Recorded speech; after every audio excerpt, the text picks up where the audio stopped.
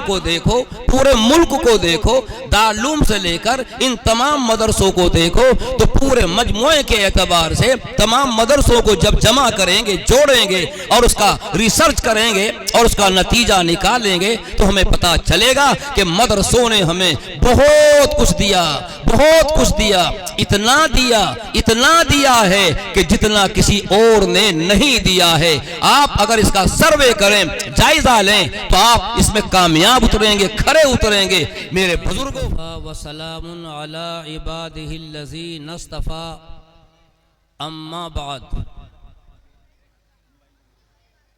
قال النبی صلی اللہ تعالی علیہ وسلم العلم وسیلۃ لکل فضیلہ۔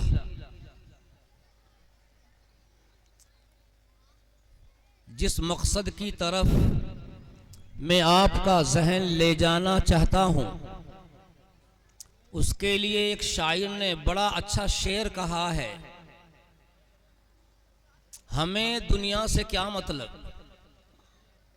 مدرسہ ہے وطن اپنا۔ ہمیں دنیا سے کیا مطلب، مدرسہ ہے وطن اپنا۔ مریں گے ہم کتابوں پر، ورق ہوگا کفن اپنا۔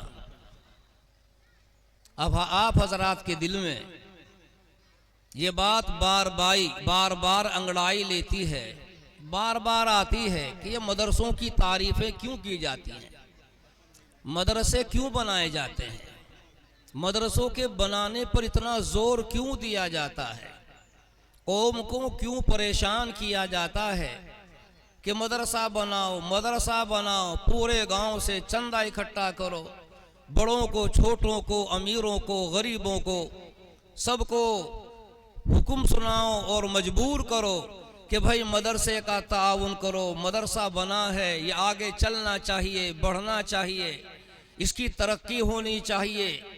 آخر اتنی توجہ ہمارا مسلمان اور مسلمانوں میں خاص طور سے ہمارے علماء کرام جو ان مدرسوں کی ریڑھ کی ہڈی بنے ہوئے ہیں، وہ اتنی توجہ کیوں فرماتے ہیں؟ میرے بزرگوں، میرے جوانوں، یہ سمجھنا ضروری ہے۔ جب تک ہم اسے نہیں سمجھیں گے، مدرسوں کی عظمت، مدرسوں سے محبت، مدرسوں سے تعلق ہمارا مضبوط نہیں ہو سکتا۔ جب کسی کام کا مقصد ہمارے سامنے ہو کہ اس کام کے کرنے کا مقصد یہ ہے، اس سے ہمیں یہ پروفٹ ہوگا، اس سے ہمیں یہ فائدہ ملے گا، تبھی آدمی اس کی طرف قدم بڑھاتا ہے اور اس کام میں لگ جاتا ہے، اور جب اس کے فائدے کو زیادہ سے زیادہ سمجھتا ہے، محسوس کرتا ہے، تو پھر اس میں لگن کے ساتھ لگ جاتا ہے اور اس میں گم ہو جاتا ہے، پوری محنت کرتا ہے۔ آؤ ان مدرسوں کی حقیقت کو پہچانیں اور یہ اندازہ لگائیں کہ مدرسوں سے ہمیں کیا مل رہا ہے، ان مدرسوں نے ہمیں کیا دیا ہے۔ ایک زمانہ تھا جب ان مدرسوں کا وجود نہیں تھا، دنیا میں چند جگہوں پر تعلیم ہوا کرتی تھی اور لوگوں نے تعلیم پر اجارہ قائم کر رکھا تھا، اس پر سانپ کی طرح بیٹھے ہوئے تھے۔ تعلیم حاصل کریں گے تو ہم کریں گے، کوئی دوسرا نہیں کرے گا۔ اس پر اجارہ قائم کر رکھا تھا کہ تعلیم محدود دائرے میں رہے گی، ہر آدمی تعلیم حاصل نہیں کر سکتا۔ ہمارے نبی حضرت محمد صلی اللہ علیہ وسلم نے جب یہ ماحول دیکھا تو اللہ تبارک و تعالی نے آپ پر وحی نازل فرمائی اور آپ کو طریقہ سمجھایا۔ آپ نے مسجد نبوی کی برابر میں ایک چبوترا بنایا اور چبوترا بنا کر اعلان کر دیا، صحابہ کو بتایا، آؤ یہاں آ کر کے بیٹھو اور یہاں قرآن سیکھو، یہ قرآن تمہیں اللہ سے جوڑے گا، یہ قرآن تمہیں خالق کائنات سے قریب کرے گا، یہ قرآن تمہارے عقیدوں کو درست کرے گا، یہ تمہیں اللہ سے ملوائے گا، تمہارے اخلاق، تمہاری تہذیب، تمہاری شرافت میں نکھار آئے گا، یہاں آیا کرو۔ یہاں بیٹھا کرو۔ دنیا نے تعلیم پر اجارہ قائم کر رکھا ہے اور اسے یہ وہ سمجھتے ہیں کہ تعلیم تو بس ہماری ملکیت ہے، ہر آدمی اسے حاصل نہیں کر سکتا۔ آپ اندازہ لگائیں، غور کریں، آپ کے اس ملک میں بھی یہی حال تھا۔ لوگ تعلیم کے لیے اگر کوشش کرتے تھے تو سب کو تعلیم حاصل کرنے کا موقع نہیں ملتا تھا، ہر آدمی پریشان ہوتا تھا۔ آخر وجہ کیا ہے؟ ہمیں تعلیم سے روکا جاتا ہے، ہمیں تعلیم حاصل کرنے کا موقع نہیں دیا جاتا۔ چند لوگ ہیں بس وہی اس پر اجارہ قائم کیے ہوئے ہیں، اپنی ملکیت سمجھتے ہیں۔ تو میرے بھائیوں، ہمارے نبی اکرم صلی اللہ تعالی علیہ وسلم نے ہمیں صفہ پر دعوت دی، صفہ پر بلایا۔ صفہ چبوترا، جیسا کہ آپ کا اسٹیج مسجد نبوی سے ملا ہوا، اس صفہ پر، اس چبوترے پر حضور اکرم صلی اللہ تعالی علیہ وسلم بحیثیت معلم، بحیثیت استاد، بحیثیت رہنما تشریف رکھتے تھے اور صحابہ آتے تھے، آپ سے تعلیم حاصل کرتے تھے۔ آپ نے امیر و غریب کا امتیاز ختم کر دیا۔ غریب، فقیر اور مسکین، بیواؤں کے بچے سب صفہ پر آتے تھے اور قرآن کا علم حاصل کرتے تھے۔ آپ نے جتنا ابو بکر کو پڑھایا، آپ نے جتنا حضرت عمر کو پڑھایا، اتنا ہی آپ نے حضرت بلال حبشی کو پڑھایا۔ جتنا آپ نے عثمان غنی کو پڑھایا، اتنا ہی اور اتنی ہی توجہ کے ساتھ آپ نے صہیب رومی کو پڑھایا، اتنا ہی آپ نے سلمان فارسی کو پڑھایا، اتنا ہی آپ نے حضرت حمزہ کو پڑھایا، اور جتنا آپ نے حضرت عائشہ کو پڑھایا، حضرت عائشہ کو حدیثیں سنائی، حضرت سمیہ کو بھی آپ نے اسی طرح سے پڑھایا۔ آپ کے دربار میں امیر بھی آتا تھا، غریب بھی آتا تھا، چھوٹا بھی آتا تھا، بڑا بھی آتا تھا، کمزور بھی آتا تھا، نابینا بھی آتا تھا۔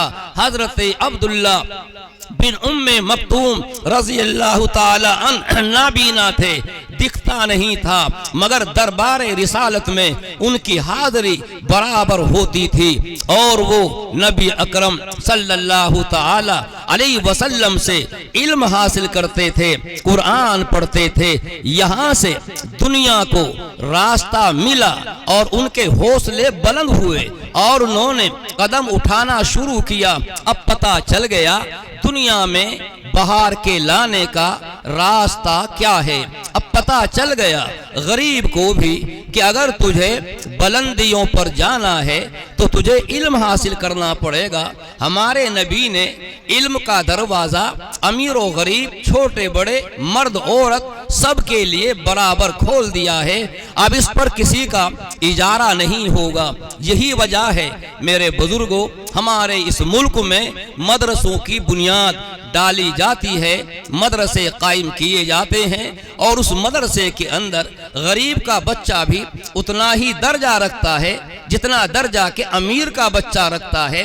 ہمارے مدرسے میں جیسے ایک جوان لڑکے کو تعلیم حاصل کرنے کا پورا موقع دیا جاتا ہے، اسی طریقے سے ہماری بچیوں کے لیے بھی مدرسے کے دروازے برابر کھلے رہتے ہیں۔ ان مدرسوں میں جہاں ہمارے بچے حافظ قرآن ہوتے ہیں، ناظرہ قرآن پڑھتے ہیں، اسی طریقے سے ہمارے سماج کی، ہمارے گھروں کی بچیاں بھی حافظ قرآن ہوتی ہیں۔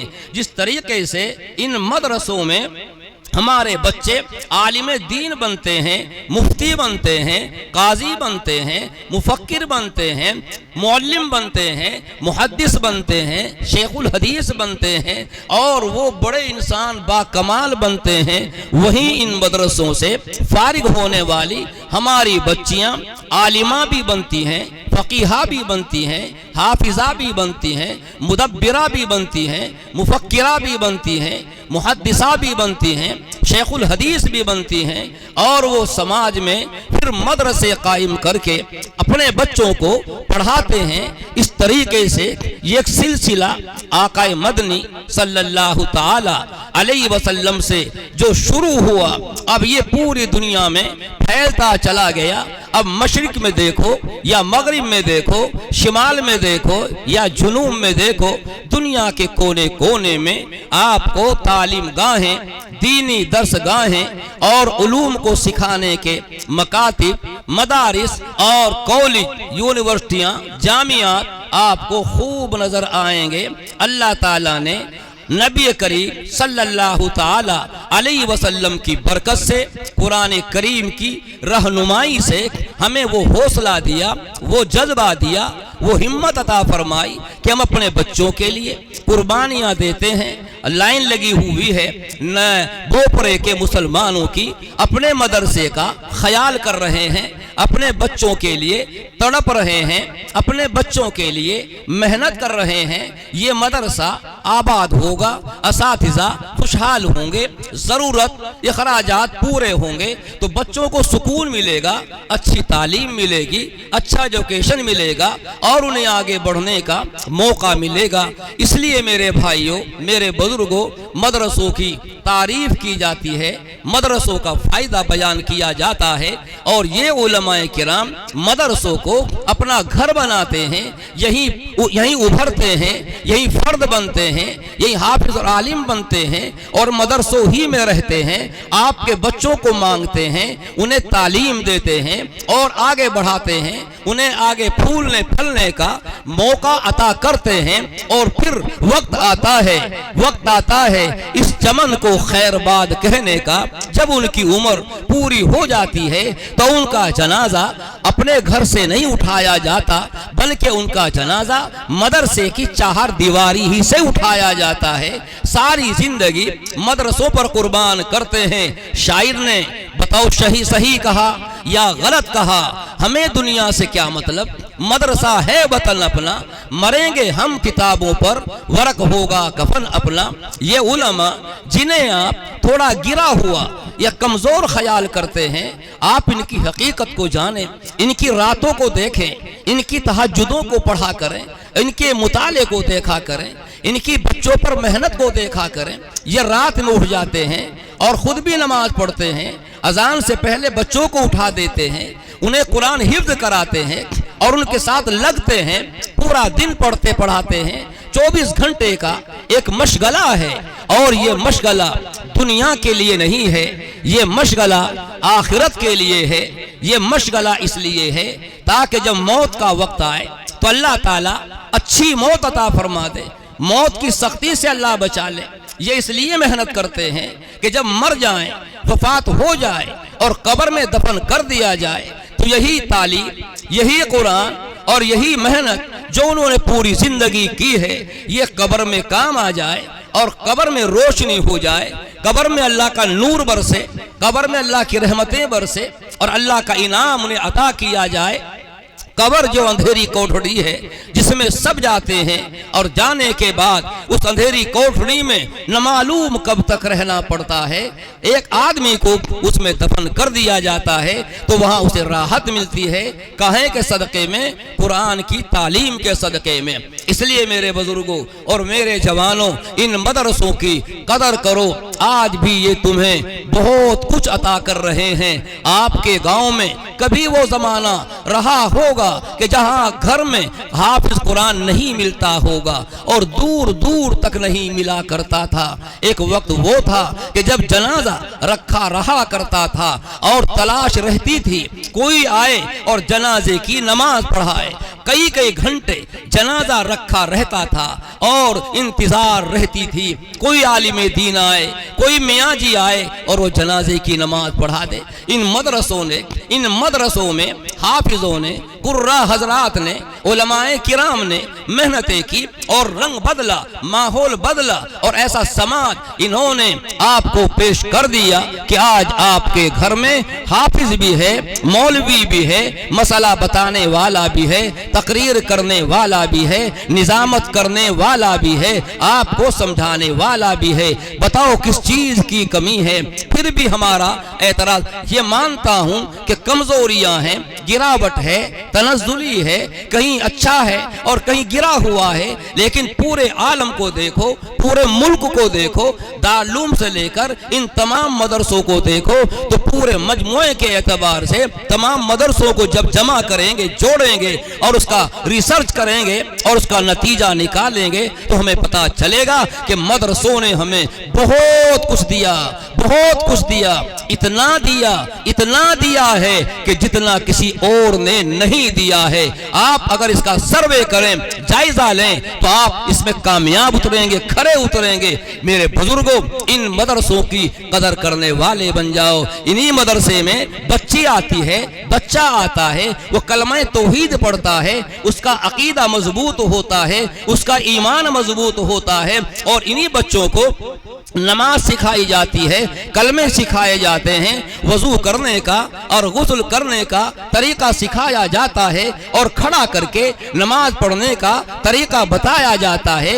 यही तो दीन है, यही तो इस्लाम है, यही तो कुरान की तालीम है। फिर ये बच्चे अपने घरों में जाते हैं और घरों में जाने के बाद अपनी माँ से कहते हैं, अम्मा तुम नमाज नहीं पढ़ती, नमाज पढ़ा करो। अब्बा जान आपको कितना जमाना हो गया, आपने कभी सजदा नहीं किया, आप मस्जिद में जाइए, सजदा कीजिए। खुद सीखा, अपने बाप को सिखाने वाली बन गई, खुद सीखा, अपनी माँ को सिखाने वाली,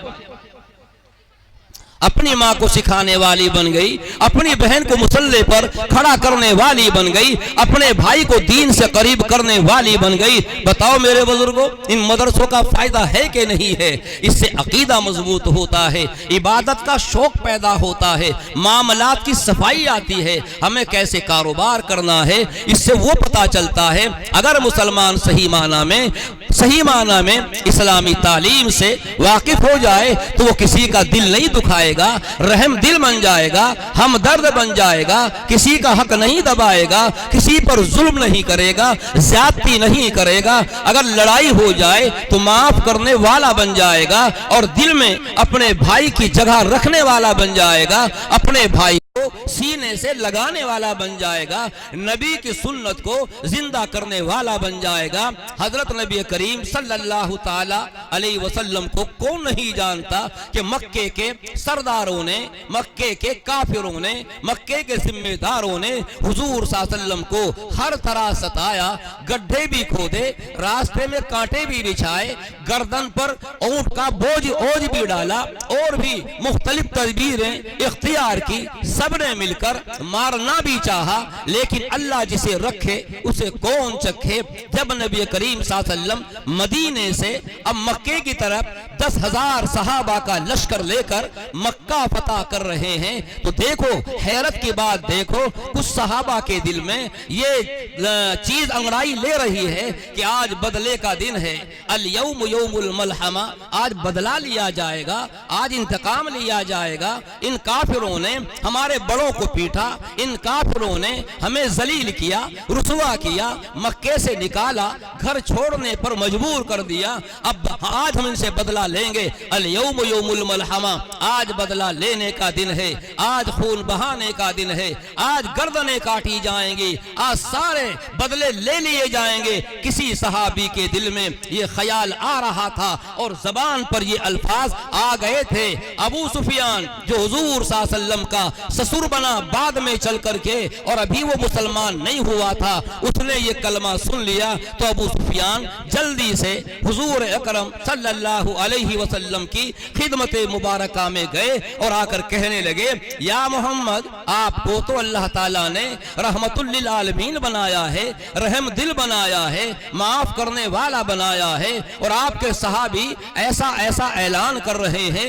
हुजूर को गुस्सा आ गया, चेहरा बदल गया और اور آپ نے ان صحابی کو بلایا اور بلا کر کے صحابہ کے مجمع میں بزور بلند کہا الیوم یوم الملحمہ نہیں، الیوم یوم المرحمہ، آج معاف کرنے کا دن ہے، آج رحمت تقسیم کرنے کا دن ہے، آج سینوں سے لگانے کا دن ہے۔ اور آپ نے رحمت کو عام کر دیا۔ 10,000 کا لشکر ہے، سب کے ہاتھوں میں ہتھیار ہے اور دشمن کے ہاتھوں میں بھی ہتھیار ہیں اور مقابلے کا سما بنا ہوا ہے، مگر رحمت للعالمین صلی اللہ تعالی علیہ وسلم نے مجمع میں اعلان کر دیا، آج تلوار نہیں چلائی جائے گی، آج خون نہیں بہایا جائے گا، آج گردنیں نہیں کاٹی جائیں گی، آج پیار بانٹا جائے گا، محبت تقسیم کی جائے گی اور رحمتیں تقسیم کی جائے گی۔ وہ لوگ جنہوں نے ہمیں کل مارا تھا، جنہوں نے ہمیں کل گڈھے میں ڈالا تھا، وہ لوگ جنہوں نے ہمارے سینوں پر چٹانیں رکھی تھی، وہ لوگ کہ جنہوں نے ہمیں تپتی ہوئی ریت پر لٹایا تھا اور ہمیں مارا پیٹا تھا، آج ہم انہیں معاف کریں گے، آج ہم انہیں سینے سے لگائیں گے، آج ہم ان کو اپنی دعاؤں سے نوازیں گے۔ اور یہ اعلان عام ہو گیا۔ میرے بزرگوں، ایک قطرہ بھی خون کا نہیں بہا، مکہ فتح ہو گیا۔ ان مدرسوں سے ہمیں یہی تعلیم ملتی ہے، ان مدرسوں سے ہمیں ہماری ماں کو، ہمارے بڑوں کو، ہمارے ماں باپ کو جو سبق دیا جاتا ہے صبر کرنے کا، وہ یہیں پڑھایا جاتا ہے، انہی مدرسوں میں پڑھایا جاتا ہے۔ ایک لڑکا پیدا ہوا، تھوڑا ہوشیار ہوا، باپ کا انتقال ہو گیا، وہ یتیم بن گیا، اپنی بیوی سے وصیت کر کے گیا، نصیحت کر کے گیا، اس بچے کو تعلیم سے محروم نہ کرنا، اسے بڑا انسان بنانا۔ اس ماں نے اپنے بچے کو گود میں لیا اور وہ ہاتھ پکڑا اور ایک بزرگ کی خدمت میں لے گئی اور کہا اس بچے کو تعلیم دی، اور جیسے آپ ہیں، جتنا مقام آپ کا اونچا ہے، ایسے ہی ہمارے بچے کو بنا دیجئے اور اسے چھٹی بالکل نہ دینا، اسے پڑھا کر ہی چھٹی دینا۔ وہ داخل ہو گیا، پڑھنا شروع کر دیا، کچھ دن گزرے، ماں کی یاد آئی، باپ تو تھے ہی نہیں، ماں کی یاد آئی تو استاد صاحب سے چھٹی مانگی، استاد صاحب نے منع کر دیا۔ مختصر یہ استاد نے کہا، جو سبق میں نے تمہیں دیا اگر تم اسے پکا سنا دو تو میں تمہیں چھٹی دے دوں گا۔ بچہ اندر گیا اور الگ سے یکسوئی میں بیٹھا اور محنت کر کے سبق یاد کر کے لایا، اور جتنا سبق آج دوگنا تیگنا سبق دیا تھا استاد نے، وہ سارا یاد کر کے لے آیا اور سنا دیا۔ استاد نے مجبور ہو کر چھٹی دے دی۔ آج یہ بچہ فارغ ہو اپنے گھر جا رہا ہے، ماں سے ملنے کے لیے دروازہ کھٹکھٹاتا ہے۔ کون ہے دروازے پر؟ کہا تمہارا بیٹا بایزید ہے، تم سے ملنے کے لیے آیا ہے۔ ماں دروازہ کھولو، میں تم سے ملنے کے لیے بے چین ہوں، بےتاب ہوں۔ ماں نے کہا، ماں سنو میرے بزرگوں، سنو، آج ہم اپنے بچوں سے پیار کر کے اسے کیسا بگاڑ دیتے ہیں۔ سنو یہ ماں کا واقعہ، اور ماں کا دل پر پتھر رکھ کر اپنے بچے کو دروازے سے واپس کر دینا، یہ بڑے ہمت کی بات ہے۔ ماں نے کہا کون بایزید؟ میرا کوئی بایزید نہیں ہے، میرا بایزید تو پڑھنے کے لیے گیا ہوا ہے۔ بچہ مایوس ہوا، لیکن بچے نے ارادہ کر لیا کہ آج میں یہاں سے واپس جا رہا ہوں اور کل میں جب میرے استاد مجھے اجازت دیں گے میں اسی وقت میں آؤں گا اور اپنی ماں کے سینے سے لگ جاؤں گا، اس کی تمناؤں کو پورا کروں گا۔ بچہ واپس ہو گیا اور 16 برس استاد کی خدمت میں رہا۔ ایک وقت وہ آیا کہ وہ بچہ بھی ایک بڑا انسان بن گیا، جس کو بایزید بستامی کہا جاتا ہے۔ اتنا اونچا مقام اللہ نے انہیں عطا فرمایا۔ آج وہ پگڑی بندھوا کر اپنے گھر آ رہے ہیں تو ماں دروازہ کھولتی ہے، اسے سینے سے لگاتی ہے، اپنی دعاؤں میں اسے شامل کرتی ہے، اس کی خوشی میں شریک ہو جاتی ہے۔ میرے بزرگوں، ہماری ماں اور ہمارے والدین کو اسی طرح کا رویہ اپنے بچوں کو اچھا بنانے کے لیے کرنا چاہیے۔ ان مدرسوں سے ہمیں بہت کچھ سیکھ دیکھنے کو ملتا ہے۔ انہی مدرسوں میں قرآن پڑھایا جاتا ہے، انہی مدرسوں میں حدیث رسول پڑھائی جاتی ہے، انہی مدرسوں کے اندر ہمیں اچھے اخلاق کی تعلیم دی جاتی ہے کہ زبان تمہاری میٹھی ہونی چاہیے، تمہاری زبان کو دیکھ کر تمہاری زبان کا اثر لوگوں کے دلوں میں اترنا چاہیے۔ نرم زبان ان مدرسوں سے ہمیں ملتی ہے، اور شگفتگی، سلاست، روانی، بیان سب ہمیں انہی مدرسوں سے ملتا ہے۔ ہمیں اچھے اخلاق انہی مدرسوں سے ملتے ہیں۔ بد اخلاقی سے منع کرتے ہیں، بد اخلاق نہ بنو، بد تہذیب نہ بنو، بے حیا نہ بنو۔ ہمیں بتایا جاتا ہے کہ نظروں کی حفاظت کرو، اپنے قلب کی حفاظت کرو، اپنے کانوں کی حفاظت کرو، ان نگاہوں سے کوئی غلط چہرہ نہ دیکھو، ان نگاہوں سے اجنبی چہرہ نہ دیکھو، اس دل کے اندر بے حیائی کو نہ بساؤ، بد اخلاقی کو نہ بساؤ، اس دل کے اندر شیطان کی محبت کو پیدا نہ کرو، اس دل میں خدا کی محبت کو بساؤ۔ تو اچھے اخلاق انہی مدرسوں سے ملتے ہیں، اچھی تہذیب انہی مدرسوں سے ملتی ہے، اور نبی اکرم صلی اللہ تعالی علیہ وسلم کی تعلیم ہمیں انہی مدرسوں سے ملتی ہے۔ جس نے اس کائنات کو نکھارا، اس کا مزاج بدلا اور ماحول کو بدلا، وہ ماحول کہ جس میں جہالت تھی، جس میں گنڈا گردی تھی، جس میں قتل و غارت گری تھی، جس میں چوری تھی، جس میں عیوب تھے، اور جس کے اندر شراب کی گرم بازاری تھی، جس میں سود تھا، رشوتیں تھی، سٹہ بازی تھی، جس کے اندر لڑکیوں کی عزتوں کو لوٹنے کا ایک رواج تھا، اسی سماج میں جب آقا مدنی صلی اللہ تعالی علیہ وسلم نبی بن کر تشریف لائے تو آپ نے ایک صالح معاشرہ تیار کر دیا۔ وہ صحابہ جو کل بکریوں کے چرواہے تھے، آج وہ انسانوں کے معلم بن گئے، آج وہ انسانوں کے ہادی بن گئے، آج وہ قوموں کے مسیحا بن گئے۔ وہ نبی جب سماج میں آیا، اس نبی نے سماج میں ایسی تبدیلی پیدا کی کہ وہ لوگ جو یتیموں کو دھکے دے دیا کرتے تھے، میرے نبی نے اسی یتیم کے بچے پر شفقت کا ہاتھ رکھا۔ میرے نبی نے وہ تبدیلی کی کہ اس ماحول میں بیوہ سے شادی کرنا عیب سمجھا جاتا تھا، جیسا کہ ہمارے ماحول میں بھی اس کا اثر دیکھنے کو ملتا ہے۔ ہمارے لوگ منع کر دیتے ہیں، بیوی بیوہ ہو گئی ہے، شوہر کا انتقال ہو گیا ہے، ایسی حالت میں ہمارے نبی صلی اللہ تعالی علیہ وسلم نے وہ کام کر کے دکھایا جسے اس سے پہلے کسی نے نہیں کیا تھا۔ عورت بیوہ ہے، سمن اجڑا ہوا ہے، گھر برباد ہے، کھانے پینے کے لالے پڑے ہوئے ہیں، بھوک مری کی زندگی ہے۔ ایسے ماحول میں حضور اکرم صلی اللہ تعالی علیہ وسلم نے حضرت خدیجہ الکبریٰ سے شادی کی۔ وہ خدیجہ کہ جس نے کئی شادی اس سے پہلے کر رکھی تھی، شوہروں کا انتقال ہو گیا تھا، مگر نیک خاتون تھی۔ اللہ کے نبی صلی اللہ علیہ وسلم نے بیواؤں کا چمن ہرا بھرا کرنے کے لیے، ان کے گھروں کو آباد کرنے کے لیے، ان کے چمن کو آباد کرنے کے لیے اس سے شادی کی، اور 9 شادیاں آپ نے کی۔ 8 بیویاں آپ کی بیوہ تھی۔ ایک بیوی جو حضرت عائشہ جس کو کہا جاتا ہے وہ کنواری تھی، اور وہ کنواری تھی، اس سے آپ نے شادی کی۔ ان سب کے اندر بڑی بڑی حکمتیں، بڑی بڑی مصلحتیں ہیں، اس کا اس وقت میں موقع نہیں۔ میں تو آپ کو یہ بتا رہا تھا، مسلمانوں، بوپرے کے رہنے والے مسلمانوں اور مہمانوں، تمہیں اللہ تعالیٰ نے معلم بنایا ہے، تمہیں اللہ تعالیٰ نے رہنمائی کے لیے منتخب کیا ہے، تمہیں اللہ تعالیٰ نے راستہ دکھانے والا بنایا ہے۔ اللہ نے تمہیں تمہارے پر رہبری کی ذمہ داری ڈالی ہے۔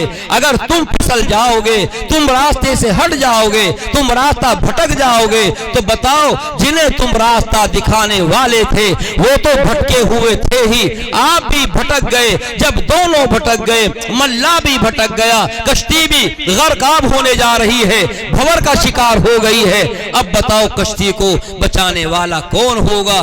تمہیں اللہ تعالیٰ نے کنتم خیر امت قرار دیا دیا ہے اور کہا ہے کہ تم بہترین امت ہو، لوگوں کو اچھائی کی طرف لے آؤ اور برائی سے انہیں روکنے والے بن جاؤ۔ میرے بھائیوں، آج ہمارے سب کے ہاتھوں میں موبائل ہے، موبائل کے فائدے بھی ہیں، نقصان بھی ہیں، اور نقصان اس کے زیادہ ہیں۔ جس طریقے سے ہم موبائل کا استعمال کرتے ہیں یہ ہمارے اخلاق کو بگاڑنے والا، ہمارے دلوں کو خراب کرنے والا، سماج کو تباہ کرنے والا، ہمارے بچوں کی زندگیوں میں تبدیلی لانے والا، ہماری جوان بچیوں کی زندگی کو خراب کرنے والا، اور ہماری عورتوں کے اخلاق کو بگاڑ کر انہیں ننگا کرنے والا، اور بے حیائی کے ماحول میں رہ کر انہیں تخریب کاری میں مبتلا کرنے والا یہی موبائل ہے جو ہمارے ہاتھوں میں، ہماری جیب میں ہر وقت پڑا رہتا ہے۔ جنگل ہو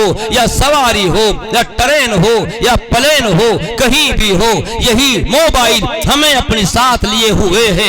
اس کے رہتے ہوئے نہ ہمیں بیمار ماں یاد آتی ہے، نہ کمزور باپ ہمیں دکھائی دیتا ہے، نہ گرا ہوا بھائی ہمیں نظر آتا ہے، سماج ڈوبا ہوا ہمیں نظر نہیں آتا۔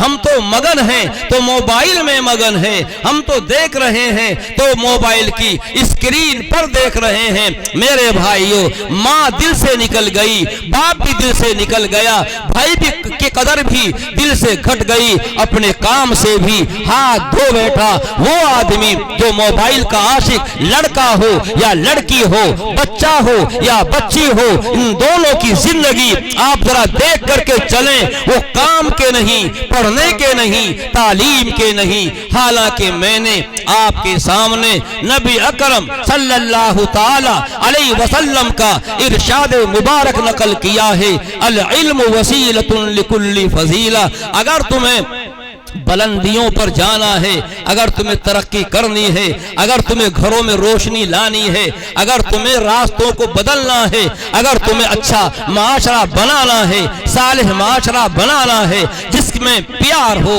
محبت ہو، ملنساری ہو، رحم دلی ہو، عفو درگزر ہو، اور ایک دوسرے کا لحاظ ہو، بیوی سے پیار ہو اور بیوی کا حق ادا کرنے کا جذبہ ہو، ماں کی خدمت کا جذبہ ہو، باپ کی فرما برداری کا جذبہ ہو، اگر آپ یہ چاہتے ہیں کہ ایسا صالح معاشرہ، ایسا معاشرہ جو نبی اکرم صلی اللہ علیہ وسلم نے ہمیں تیار کر کے دیا تھا، اگر وہی معاشرہ ہم اپنے یہاں بنانا چاہتے ہیں تو ضروری ہے ہم علم کے میدان میں قدم بڑھائیں۔ اگر ترقی ملے گی تو علم سے ملے گی، کامیابی آئے گی علم سے آئے گی، بگڑے ہوئے ماحول اگر بدلیں گے تو تعلیم کے بل پر بدلیں گے، اجڑے ہوئے گھر اگر ان میں رونق آئے گی تو تعلیم کے بل بوتے پر آئے گی۔ اس لیے میرے بزرگوں اور میرے مسلمانوں اور نوجوان بھائیوں، استعمال کرو موبائل، میں نہیں منع کرتا، میرے کہنے سے آپ رک نہیں جائیں گے، علماء کے بیان سے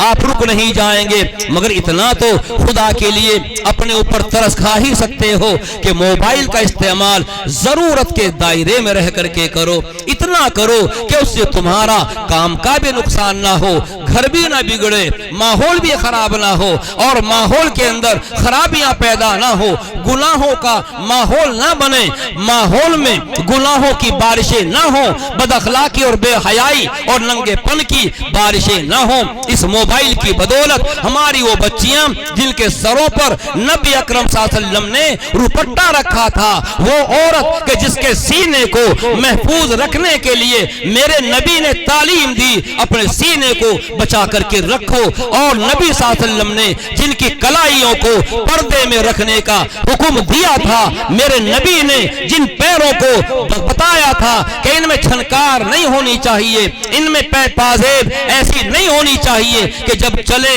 تو اس کی آوازیں سننے کو ملیں، جب میرے نبی نے ایک ایسا معاشرہ دیا اور اس پر صحابہ نے 1,00,000 صحابہ نے اس پر عمل کر کے دکھایا، تو مسلمانوں اپنے اندر تبدیلی لاؤ، حالات کو سمجھو، اور حالات کو سمجھ کر اپنے اندر وہی معاشرہ پیدا پیدا کرو جو نبی کریم صلی اللہ علیہ وسلم دنیا میں چھوڑ کر کے گئے تھے، ورنہ تو حال خراب ہونے میں کسر نہیں ہے۔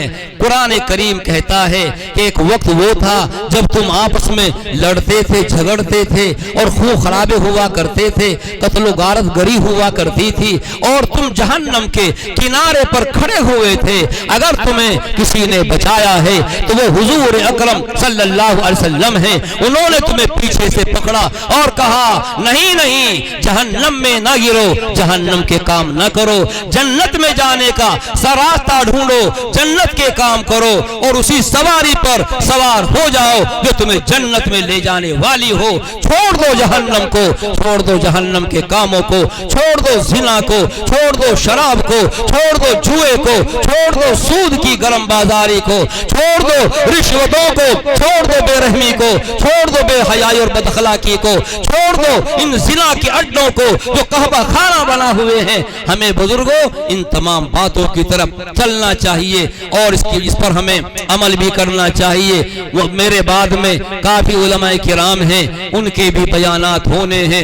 مجھے کچھ دیر کے لیے حکم ہوا تھا کہ میں آپ حضرات سے کچھ ضروری باتیں کروں۔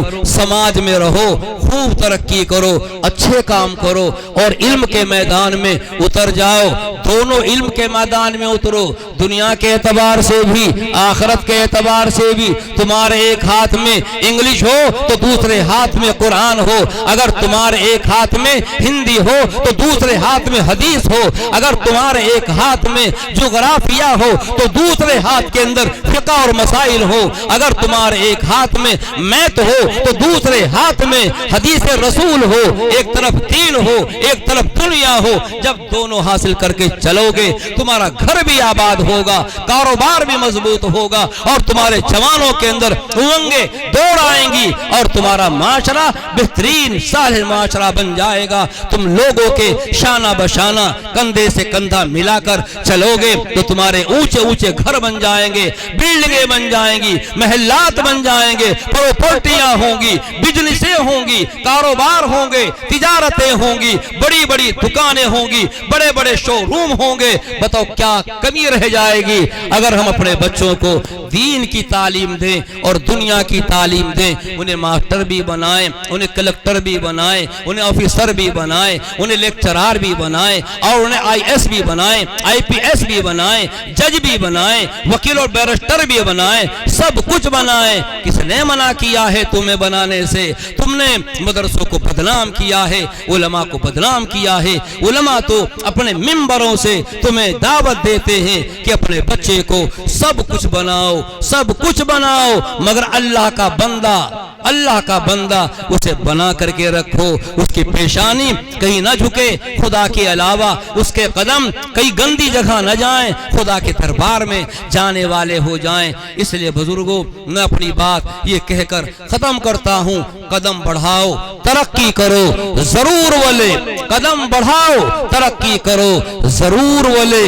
رہے رسول کے قدموں پہ سر خدا کے لیے، وما علینا الا البلاغ۔